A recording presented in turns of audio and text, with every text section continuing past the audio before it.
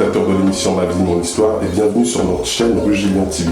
Aujourd'hui, nous avons l'occasion de recevoir sur notre plateau les majeurs David et Florence Vandebeul qui nous feront l'occasion de nous donner leur témoignage. Restez branchés et je vous dis à tout de suite.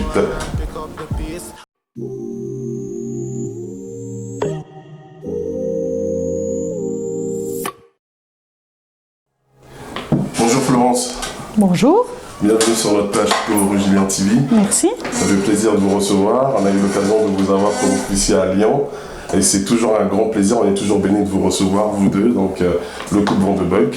Et je vais commencer par toi, Florence, pour aller droit au but, parce que le but de l'émission, c'est de donner son témoignage. Et en premier temps, je souhaiterais d'abord que tu te présentes en fait au sein de notre public. Quelle est ta fonction dans l'armée du salut? Qui est aujourd'hui Florence Vandebeul? Parce qu'il y a des gens peut-être qui ne te connaissent pas en fait sur les plateformes, des réseaux sociaux, etc. Ok, je m'appelle Florence Vandebeul. Avec mon mari David, nous sommes responsables pour la jeunesse du territoire France-Belgique de l'Armée du Salut. Nous sommes aussi parents de 4 enfants adultes aujourd'hui. Et nous travaillons depuis 25 ans, presque 26 ans dans l'Armée du Salut. Wow, super, une belle carrière. Mais je vais revenir sur David. Je souhaiterais que David aussi tu te présentes avant de passer à la deuxième partie en fait de l'émission, que les gens prennent un peu conscience, un peu connaissance de ton identité. Bien, je suis David Vandebeul, donc j'ai connu l'armée du salut depuis très jeune et donc je suis officier maintenant secrétaire territorial de jeunesse pour la France et la Belgique et en même temps secrétaire des candidats donc pour accompagner ceux qui veulent devenir officiers, pasteurs dans l'armée du salut. Donc avec Florence, nous avons les mêmes enfants donc, et ça fait donc 26 ans qu'on travaille à l'armée du salut avec toujours autant de joie malgré les défis et les difficultés. Super. Mais moi je vous connais déjà, je sais qu'il y en a beaucoup sur les plateformes, et ça c'est sûr, il y a des gens qui vous connaissent sûrement. Une grande partie vont vous connaître, et une bonne partie aussi ne va pas vous connaître parce que c'est les réseaux sociaux et c'est vaste. Et donc du coup, racontez-nous un peu votre histoire. Je sais pas par qui commencer, si je dois commencer par Florence, David, ou dois-je faire les deux, mais je vais commencer en fait par votre rencontre. Comment êtes-vous rencontrés? L'idéal serait. Et après cheminer en fil en aiguille au courant de l'émission. Alors, nous nous sommes rencontrés à l'Armée du Salut. Moi, je suis née dans l'Armée du Salut et nous avons eu l'occasion à plusieurs reprises de faire des camps ensemble, des camps d'été. Et nous nous sommes rencontrés au Chambon-sur-Lignon lors d'un camp d'été. Même si après, en discutant, on s'est rendu compte qu'on avait été dans la même salle d'une comédie musicale à Lille il y a bien des années avant. Mais on s'est réellement rencontrés, on a commencé à se fréquenter à l'Armée du Salut au travers des camps et des colonies. D'accord. Et donc du coup, Florence, tu étais déjà salutiste? Moi, j'étais déjà salutiste, oui. Et David, de ton côté Pas vraiment salutiste. En fait, dans les camps, il y avait les deux clans. Il y avait, enfin, ce qu'on disait nous, hein, il y a les saints et puis il y a nous, quoi. Donc, j'étais pas encore dans le clan de ceux qui... Je croyais en Dieu, tout ça. Je venais à me saluer parce que c'était un endroit où on se sentait quand même bien. Moi, je vivais plutôt dans une cité et c'était vraiment le lieu où je pouvais quelque part me ressourcer. Et ces jeunes, même si c'était pas des grands casseurs, ils avaient quand même quelque chose qui dégageait d'eux, qui me faisait du bien. Et c'est comme ça, au contact de Florence et de plein d'autres amis, que je me suis senti bien à l'Armée Salut. Et une des comédies musicales particulières a bouleversé ma vie. Ouais. Ça fait toujours plaisir d'entendre ça. Moi, personnellement, je vais donner mon avis. Je ne connaissais pas particulièrement votre témoignage en commun. Je connaissais peut-être le témoignage en fait, de chacun de vous deux, mais pas le témoignage en commun. Et je savais pas que t'étais pas... moi, je croyais que David Vandebeul, quand il est né à Salutis, grandi, mais voilà. Donc, ça fait toujours plaisir. Mais là, j'étais pas un voyou non plus. Hein. Ah non, faut bien préciser. Mais une question que je souhaiterais savoir et que je suis sûr que le public aussi et les téléspectateurs qui nous regardent aimeraient savoir, c'est l'appel au ministère. Comment ça s'est fait pour vous deux? En fait, comment vous en êtes arrivé à vous dire, bon, on va devenir officier, on en parlait tout à l'heure avec Sarah et tout. Et je souhaiterais juste savoir en fait comment ça s'est fait, c'est venu de fil en aiguille ou... Alors mes parents, lorsque moi j'étais enfant, que j'avais une douzaine d'années, mes parents ont pris la décision de partir en mission. Mes parents étaient officiers de l'armée du salut et donc avec mes 3 frères, nous sommes partis pour une période de 3 années au Zaïre, où nous avons vécu lorsque j'avais 13, 14, 15 ans. Et au Zaïre, j'ai pu assez rapidement m'occuper d'un groupe d'enfants avec les missionnaires qui étaient là au poste français. Et j'ai eu l'occasion de pouvoir instruire les enfants. Et pour moi, ma vocation a débuté à ce moment-là, lorsque j'ai pris la décision, que j'ai dit au Seigneur, quand je serai grande, j'enseignerai la Bible aux enfants. Et voilà, depuis, ça ne m'a pas quittée. Alors il y a eu des hauts et des bas, il y a eu des moments où j'étais plus sûre que d'autres de ma vocation, mais en tout cas pour moi c'était clair que j'enseignerais la Bible aux enfants. Et je l'ai fait à l'Armée du Salut parce que c'était la communauté dans laquelle j'avais grandi, dans laquelle je me sentais bien. Et du coup j'ai posé ma candidature aux fonctions d'officier, et aujourd'hui on est pleinement dans ce ministère-là, puisque nous travaillons dans la jeunesse. Donc c'est plus que jamais le moment de travailler pour enseigner la Bible aux enfants. Wow, super. Donc pour toi, tout était déjà clair dès le début. C'était clair quand j'avais 13 ans, c'était beaucoup moins clair quand j'en avais 16 ou 17, mais le Seigneur a continué à m'appeler et à me donner des preuves de son appel pour moi dans l'Armée du Salut. Comme quoi le Seigneur est fidèle à ses promesses. Et de ton côté, David? Alors moi, on a découvert l'âme salut à cause d'une situation difficile dans notre vie de famille. Mon père était alcoolique et donc du coup, ma mère a essayé de faire appel à l'Armée du Salut. Elle savait qu'il s'occupait de personnes qui avaient des problèmes d'alcoolisme. Et donc, l'âme salut a essayé d'aider mon père. Ça n'a pas bien fonctionné. Mon père vraiment a plongé de plus en plus dans l'alcool. Et mes parents, du coup, se sont séparés. Du coup, pour moi, ce fut un drame parce qu'en même temps, j'entendais ma mère parler de Dieu, de croire en Dieu. Elle croyait en Dieu, mais elle se séparait quand même de mon père. Et ça a été un moment très difficile pour moi. Et donc, on a vécu dans des endroits pas toujours évidents pour grandir dans, je dirais, sereinement et dans de bonnes circonstances. Mon père me manquait énormément et donc j'en voulais un peu à ma maman, mais heureusement elle était vraiment extraordinaire, ma mère. Elle avait pris les décisions qu'il fallait à ce moment-là, et donc l'âme salut m'invitait à prier pour que mon père puisse quand même changer et se convertir. Mais moi je me disais, ben voilà, je vois dans la Bible des miracles extraordinaires, mais mon père il est toujours dans l'alcool, mes parents sont séparés, ça fait des années, je vois pas le bout venir, j'en avais marre. Donc je croyais bien qu'il y avait un Dieu quelque part. J'avais entendu parler de Jésus parce que on commençait à fréquenter l'Armée du Salut, mais moi personnellement il se passait rien de plus quoi.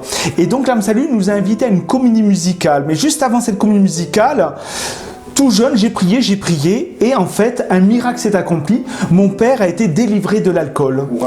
Et plus d'un an après, mes parents se sont réconciliés. Wow. Et ensuite, on a eu une petite sœur qui s'appelle Dorcas. Donc pour nous, c'est vraiment l'œuvre du miracle de Dieu.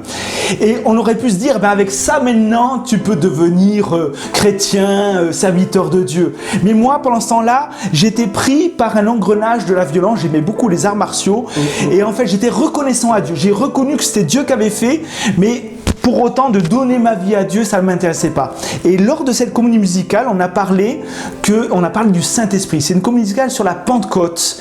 Et on disait, je le sens, il est en moi, je le sens bien, il est en moi. Et cette parole, c'est cette chose qui m'a le plus bouleversé, de me dire, mais moi, je sens rien en moi. Je crois qu'il y a Dieu, je crois que Jésus est mort sur la croix, mais il est remonté au ciel. Mais qu'est-ce qui s'est passé vraiment maintenant? Qu'est-ce qu'on sent en nous? Je ne comprenais pas. Et donc là, dans cette communion musicale, avec ces jeunes, j'ai compris que Dieu pouvait venir dans ma vie. Et là où j'étais prisonnier avec tous les problèmes qu'il y avait eu avec ma famille et mon problème de violence, j'ai compris que lui pouvait intervenir alors que personne n'aurait pu, même opération à cœur ouvert, personne n'aurait pu intervenir. Donc c'est là que j'ai dit, Saint-Esprit, viens dans ma vie. Et il ne s'est rien passé. Donc j'étais très déçu parce que je pensais qu'il allait passer des choses comme à la Pentecôte, que ça allait trembler de tous les côtés. Mais en fait, ce qui s'est passé, c'est quelques jours après, j'ai réalisé qu'il était dans ma vie, qu'il me parlait. Et il m'a donné l'amour de lire la parole de Dieu alors que moi, je n'aimais pas lire du tout. Et pour moi, ça c'est le signe du Saint-Esprit dans ma vie parce que à partir de ce moment-là, même dans ma cité, dans mon école, je parlais de Dieu, je racontais toutes les histoires qu'on m'avait parlé quand j'étais petit. C'était fluide, c'était brûlant en moi. Et c'est là où j'ai compris, je disais, mais moi je veux faire ça toute ma vie. Et pourquoi je l'ai fait à l'Armée du Salut? Parce que je me suis dit, je dois au Seigneur et à ces gens de l'Armée du Salut cette expérience du miracle pour mon père, de ma sœur et maintenant de ma délivrance parce que le Seigneur m'a délivré de la violence. Je suis dit, dans ces cas-là, c'est là que je veux servir le Seigneur. Mais j'étais pas sûr qu'ils allaient m'accepter. Compte tenu de mon passé, j'ai pas eu de bac, tout ça, j'ai pas bien étudié, mais ils ont cru à cette vocation que Dieu m'a donnée, ils m'ont fait confiance et j'ai pu me lancer. C'est là que du coup, avec Florence, on s'est réellement rencontrés et qu'on a voulu cheminer ensemble. Et Dieu a béni. Waouh. Et ça donne de l'espoir à beaucoup de gens qui sont dans des situations parfois très difficiles. Et je crois que le témoignage avec Dieu. Et je remercie vraiment encore aujourd'hui les majors Van de Bolk de nous avoir soutenus pendant toutes les années qu'ils ont passées avec nous au poste de Lyon. Mais quel est le message aujourd'hui que vous pouvez faire passer à la jeunesse? Aujourd'hui, à des jeunes peut-être qui ne croient pas, à des jeunes qui sont vraiment dans des situations difficiles, qui vivent des choses, qui se disent mais Dieu n'existe pas. Si vraiment il existait, moi j'allais pas vivre ça, j'allais pas vivre ça. Quel est le message aujourd'hui que vous pouvez faire passer à cette jeunesse? Moi, le message que j'ai envie de faire passer, c'est Dieu fait toutes choses belles en son temps. Dieu a vraiment un temps où il fait les choses, et ce temps-là, ce n'est pas le nôtre. Et donc, de la même façon que Jésus n'aurait pas pu naître à un autre moment dans une autre ville avec d'autres parents, de la même façon, Dieu a un plan précis pour chacun d'entre nous. Et il y a des circonstances qui doivent arriver. Et au moment où tout se met ensemble, au moment où tout le puzzle se rassemble, alors la volonté de Dieu peut se faire. Alors c'est vrai que parfois on traverse des périodes qui sont difficiles, mais voilà, c'est peut-être indispensable pour que d'autres choses se mettent en place autour de nous, pour que finalement tout ce puzzle se mette en place et qu'on puisse au bout du compte vivre vraiment la volonté de Dieu pour nous. Donc pour moi c'est ça que j'ai envie de dire aux jeunes, faites confiance au Seigneur, tout est en train de se mettre en place, sa volonté de Dieu est là. Amen. Et de ton côté David? Bien. Je peux comprendre que des gens aient du mal à croire en Dieu puisqu'on ne le voit pas, mais il y a plein de choses qu'on ne voit pas qui existent en fait et qui nous font vivre. Moi je ne vois pas l'oxygène, mais je respire tous les jours. Donc je veux dire que Dieu on ne le voit pas, mais pour autant si on regarde autour, son œuvre elle est là, manifeste. La nature est magnifique. La parole de Dieu nous dit que rien qu'avec la création, nous pouvons croire que Dieu existe. Mais certains pourront se dire, oui mais c'est le fruit du hasard, des choses comme ça. Mais à force de dire le hasard de tous les côtés, on va se dire, ben dis donc, les choses sont quand même bien faites pour un hasard comme celui-là. Moi maintenant, de ce que Dieu a fait dans la vie de mon père, dans ma propre vie, mais dans la vie d'autres personnes, me montre quand même que le fait de croire, c'est ce qui fait naître des choses extraordinaires dans notre vie. Et pour cela, eh bien, il y a une sorte d'abandon. Lorsque je veux croire en Dieu, eh bien, il faut que j'ose faire le pas quelque part un peu dans le vide, et en réalisant cela, ce vide, il est plein de Dieu. Dieu est rempli dans toutes mes questions, il est là partout dans ce qui fait ma vie. Et donc je pense qu'il faut faire le pari de la foi, de se dire, eh bien, qu'est-ce que j'ai à perdre? S'il n'existe pas, j'ai rien à perdre. Alors j'ose. Et c'est là où on est étonné, parce qu'il est là, lui il attend qu'une chose, il a les bras ouverts pour qu'on saute dans ses bras. Maintenant, pour moi, je crois que Dieu, eh bien, nous aime même quand on l'aime pas, même quand on ne croit pas en lui. J'aimerais même vous dire, Dieu croit en vous. C'est-à-dire, s'il vous a créé, c'est qu'il a un projet pour vous et qu'il croit en vous. Il suffit simplement de lui faire confiance et vous allez voir comment il peut vous utiliser. C'est là sa puissance. Dans ce que notre vie peut-être qu'on considère lamentable, Dieu le transforme. Il peut faire d'une 2 chevaux une Porsche. Eh bien, quelque part de votre vie que vous pensez peut-être abîmée, dramatique, il peut la transformer parce que c'est le Dieu de la transformation. Amen. Merci. Il y a beaucoup de choses là qui ça fait du bien d'entendre ça. Mais pour rebondir en fait sur ce que le major David Van de Bolk et Florence disaient, je vous lance vraiment ce défi à vraiment aussi vous lancer, à faire une petite prière. Vous n'avez rien à perdre, comme David venait à peine de dire. C'est le moment de se lancer. De toute façon, il n'y a rien à perdre. Une prière, voir s'il va répondre ou pas. Moi, je crois personnellement qu'il va répondre parce qu'il a répondu dans ma vie. Et j'espère aussi qu'il va répondre dans la vôtre.